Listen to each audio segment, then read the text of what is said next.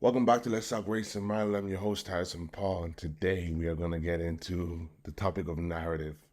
Um, we're going to talk about Cenat winning the Streamer of the Year, but we're going to talk about a very suspicious report by ITV News, where it just seemed to have couldn't have.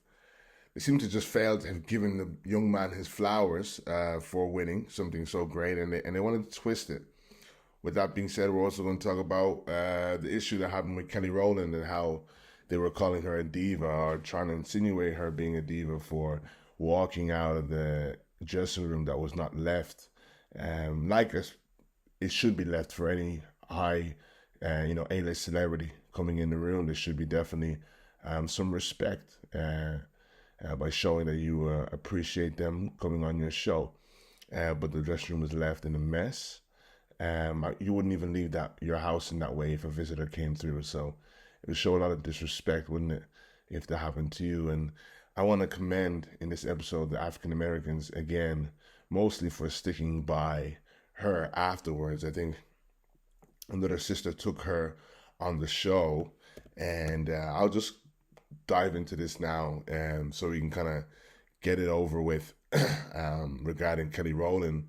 But another African American star or talk show host invited Kelly Rowland onto the show, and someone left a comment. I'm seeing it on Shade Room, so I'm trying to go back to it now. But someone left a comment like it was was the dressing room okay for her? And they were like, yeah, we made sure to leave it proper. But I'll read the first headline, which is Rita Ora seemingly confirmed that she stepped into co-host today, last minute after Kelly Rowland reportedly backed out over issues with her dressing room. Right, so that's the first one. I got it up on the screen now for you guys to see it, and I'm just looking now for the. Apparently now it had been twisted, and again, shout out to the Martin brother. He said, "Y'all stop with these false narratives. I've worked with Kelly Rowland as a star producer. I will honestly say she was nothing short of amazing. Sweet, kind, professional, on time, great energy, impeccable manners, and professionalism. She was nice to everyone on set, not one diva moment. Ish happens in Hollywood. Get both sides before you castrate anyone. Castrate any more legends. Love this woman. Y'all stop this BS. This woman was nothing short of a humble, loving queen, period." And I really just appreciate how African Americans understand that they have to band together and unite in times like now. And they understand that the past was due to the fact that they could not control their narrative. Today I'm going to talk about the topic of not controlling your narrative.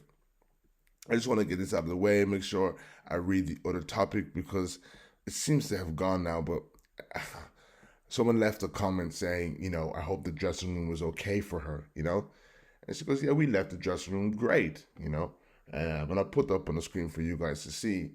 But the point is, African Americans understand that it's time for them to create their own narrative, to set a new standard for themselves, because we, over history, have left it in the hands of the oppressor to create a narrative and to be fair. Check this out. I'm gonna start by telling a story, right? And then I'll play the Cenat video. My friend came to me, good friend of mine. I shout him out, Reno, really good friend of mine, brother of mine. And he goes to me, man, I love your show, bro. It's one of the first things he said when the show came on, everything. And he said, I love that you're controlling the narrative. You want to take charge of the narrative. And although I've known the term narrative, we know what it means. It's sometimes where a word just resonates with you for the first time and you really realize how deep that is. And maybe I didn't know how to, see that in what I was doing. You're creating a narrative. You're creating your narrative. For once in our life as Black people in Western civilization, we have to be the ones to take charge of our narrative. And I'm going to now go into the Cenat video so we can break this down and understand how evil this is. Check this out. Cenat has won Streamer of the Year for a second time in a row, despite being arrested and charged with inciting a riot in New York last year. Even though he couldn't make the awards in person, he ironically streamed his reaction. An absolute classic. Guys, first of all, let's be honest. Cenat is a streamer. This is not a dangerous thug. It's a streamer. And I want to tell you why this is dangerous. You, as young black men, you are always so quick to brush things off. Like, oh, who watches the news anyway? Or that doesn't affect me, or I don't care. And you think people like me shouldn't create shows like this in order to combat that.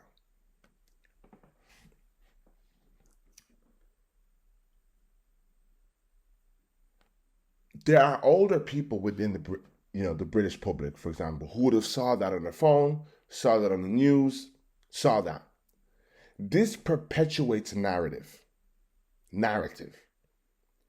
Then you wonder why you have people who struggle to give you respect in, let's say, the workplace.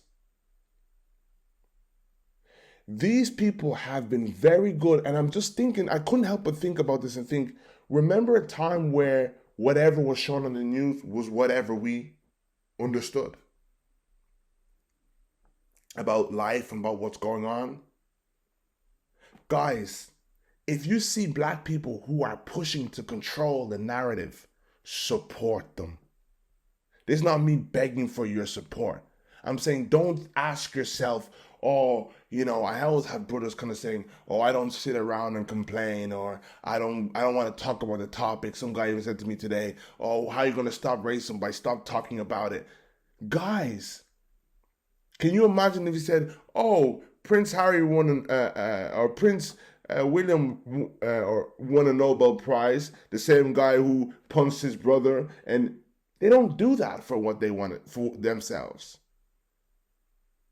Guys, it is time for black people not to try to clean our name in the narrative that they've created for us. It is time for us to rebelliously create our own narrative. I wrote in my book, one of the things that I loved, and now I'm able to diagnose it, was when I was younger and I used to run home from school and I used to watch BET. And although the world that we lived in, the small world of a black child in the European world, black was not as dominant as they were in America.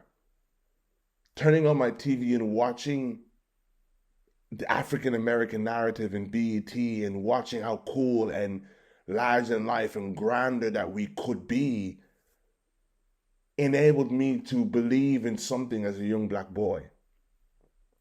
To believe that there was something far greater than anybody who's raised in Ireland. You'll understand that there's this bubble of Irish accents and the way we dress and the way and of course we grow up and we move out the country and we realize there's so much bigger. Life is so much bigger than that small-mindedness that is unfortunately, in Irish culture. And within that small-mindedness, at times, black people really,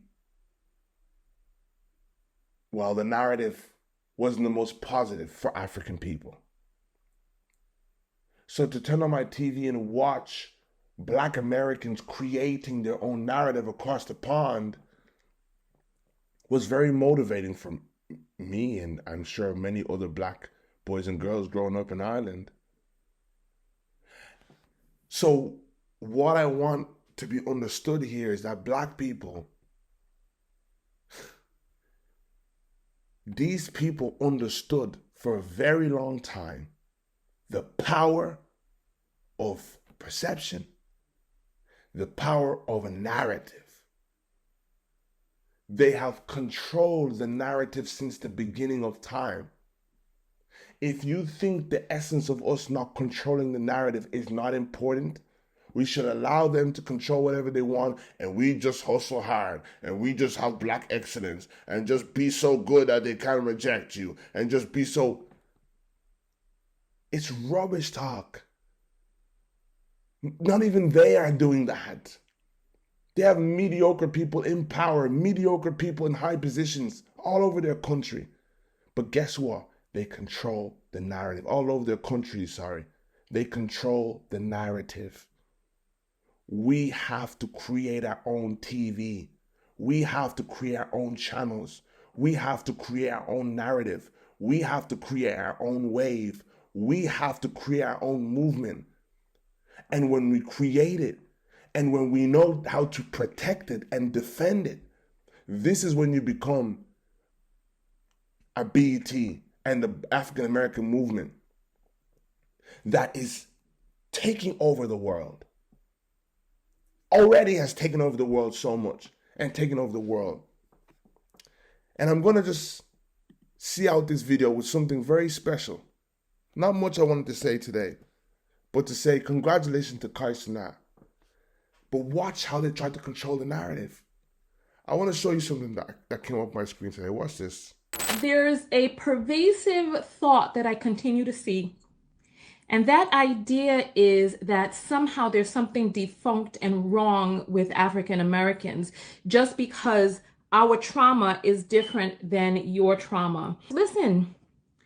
The only reason why your black ass would be able to come over to America and be able to do anything is because of the hard work, the blood, the sweat, the fighting, and the dedication of African Americans who on this soil changed this land. And the only reason why anybody can bring their black ass over here from another mother effing country is because what black Americans have done on this land. And I'm saying this as a person who is bicultural, whose father is not American, doggone it. My father is an immigrant, and he was able to come over to this country and do something in this country because of the black people who fought, who died, who bled, who were lynched on this land. There's a pervasive... Oh, don't even... I'm going to have to cut this show because I'm going to cry. Like, this girl embodied everything I've come to understand about African Americans.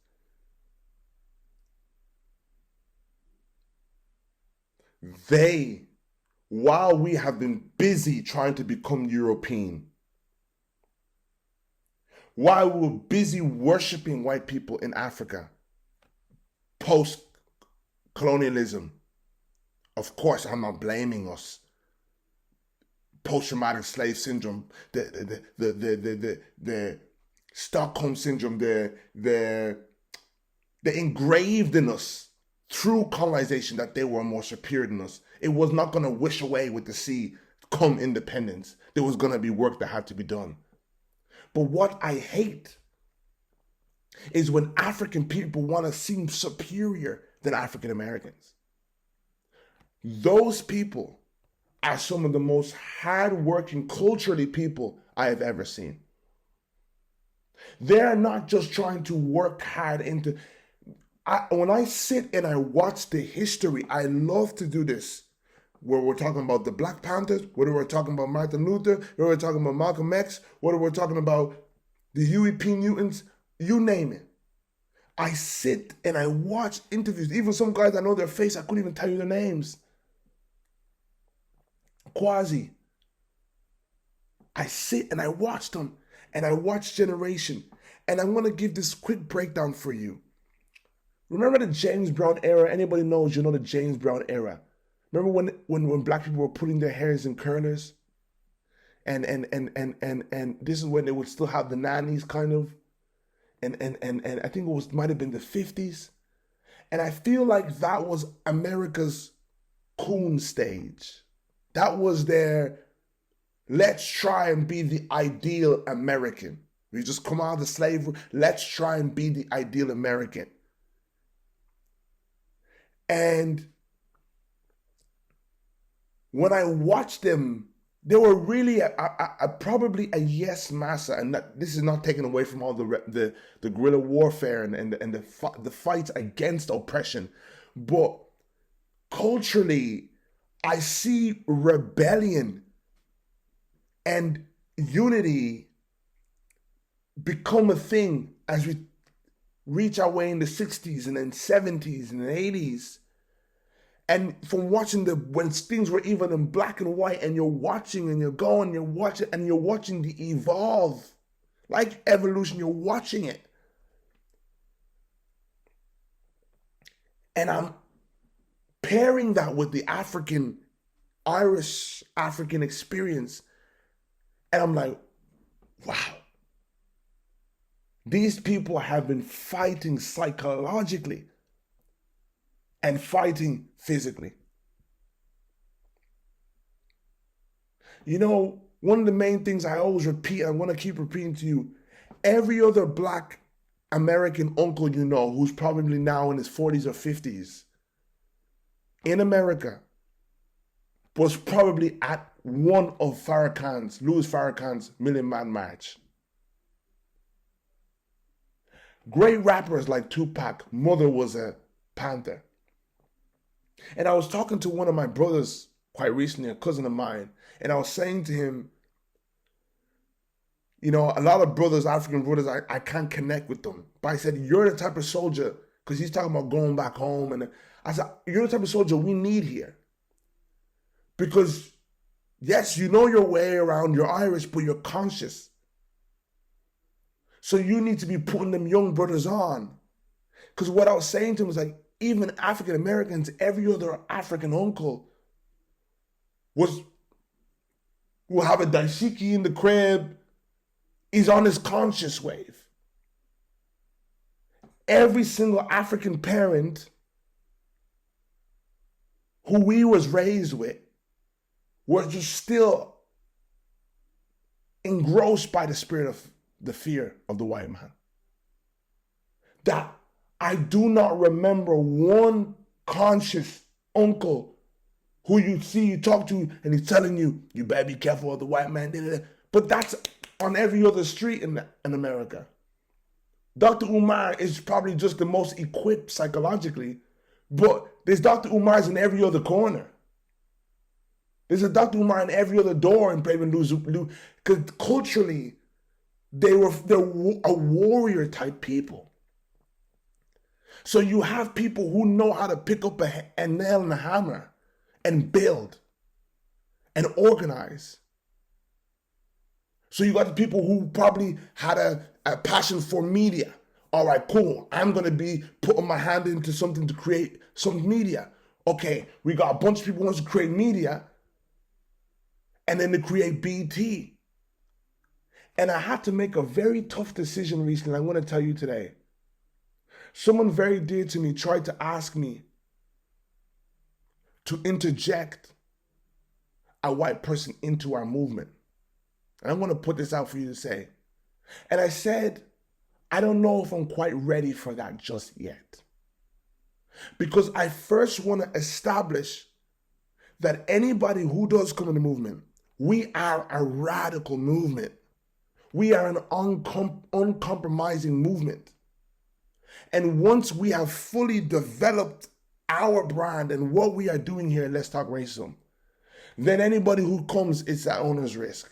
And the foundation is so firm that people can just come and go. Rather than in the beginning stages where we're building the foundation, we rely on somebody who may hit a corner where it's too offensive for them or they're too torn. And that is what I be trying to say to Africans. We need to understand that uncompromising culture is going to have to be interjected. This girl is saying something so big. People have fought, died to build a narrative.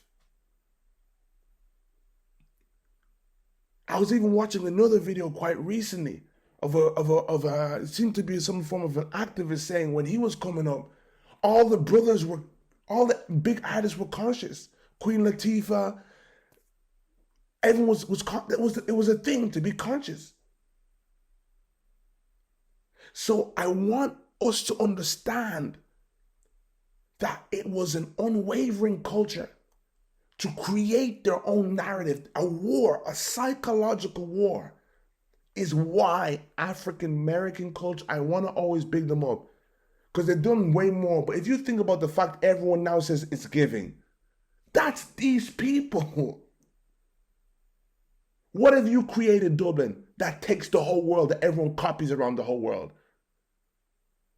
I want you to take that into perspective so you understand what kind of a force to be reckoned with African Americans are. Everything we do added into our culture, it's from them. It's giving, dab, even the stuff that you can argue are bad. Swag, the word swag. Slang, you name it, cultural things, you name it. Well, African American culture, there is no. If a British artist wants to make its way to top, it must be co-signed by a North American artist. This, guys, is from hard work, unwavering, looking hatred in the face, being prepared to be hated for saying, I'm going to be pro-black and unapologetic about being pro-black. Not wanting to interject themselves and be Irish or be... This was hard work. They went through hatred. I said, and I'll sign off on this. I said to Tatiana on our latest podcast, it's going to be out soon, and I said this to her. If you took every African American and placed them in Dublin, you would see people you never thought would be rednecks. You would see them come out. Because Ireland are not adapted to embracing larger than life and a force to be reckoned with Negroes. They're just used to submissive African diaspora Negroes. They wouldn't even know what to do. They're complaining now about these. You wouldn't know what to do. With these African Americans who are forced to be, who are will be heard. I'm not bowing, I'm not submitting, I'm not assimilating, no. That's why they can have a Super Bowl about them. I'm telling you guys, I'm analyzing psychologically what have made the African Americans what they are. And we're talking about narrative today. That they have warred in the topic of narrative. They have warred and it's been a war against them. And some of you Africans have believed it. They're lazy, they're stupid, they're unintelligent. Without them, you wouldn't even have your little bitty inclusivity and diversity. In 2023, you wouldn't have your little, you know that new buzzword that's coming? You know where that came from? That came from the African Americans pushing and forcing. That little thing that everyone's taking pride in, every workplace now has in diversity, inclusivity. Remember that word came in 2020? Where did that come from? It came from the death of George Floyd. Where did the first protest happen? In America. Where did the wave start from? America. Where did Black Lives Matter start from? America. Why was your white Irish friend posting a black square? Because America started a wave. You want to see the beginning of everything? You want to know where? You want to see the beginning? You want to know why we fought against colonization? A lot of African countries because they were seeing Martin Luther and the Malcolm X boys fighting against the Jim Crow laws, and then it egged them on to go and fight for their independence. These people, they have trauma within the culture, and our trauma has been to be submissive. Their trauma sometimes. It's a case of they are so unruly, they have unruliness within the culture that sometimes it's to their own detriment. But I'll tell you something, it's better than a bunch of submissive Negroes here I'm surrounded by. Better than a bunch of wannabe Irish people that I'm surrounded by. I'll tell you that. I'll take them any day. I'll take them any day. Please, brothers and sisters, can we start to look in the mirror? The next generation have to grow up knowing that a conscious brother, a conscious uncle is going to be on that door. You don't want to walk past you know what I mean, Johnny's door, because if he sees you on the street, he's going to call you and give you a conscious talk. Every other uncle in America is creating vigilantes, talking to these youths. Telling them about white people, telling them you better be staying away from the snow bunnies. If what it's a joke, I'm telling you, that's what I've been now doing with my time. Whenever I see a young brother, I'm letting them know, I'm giving them conscious mentality, trying to put them on.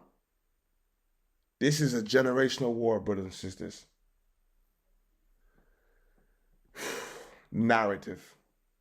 Shout out to my brother for hitting me with that one. That was powerful. Narrative. It is time to take hold of the narrative. We're not going to sit and wait for them to change their narrative. We have to take hold of it. Thank you for watching. And I'm on a mission for you.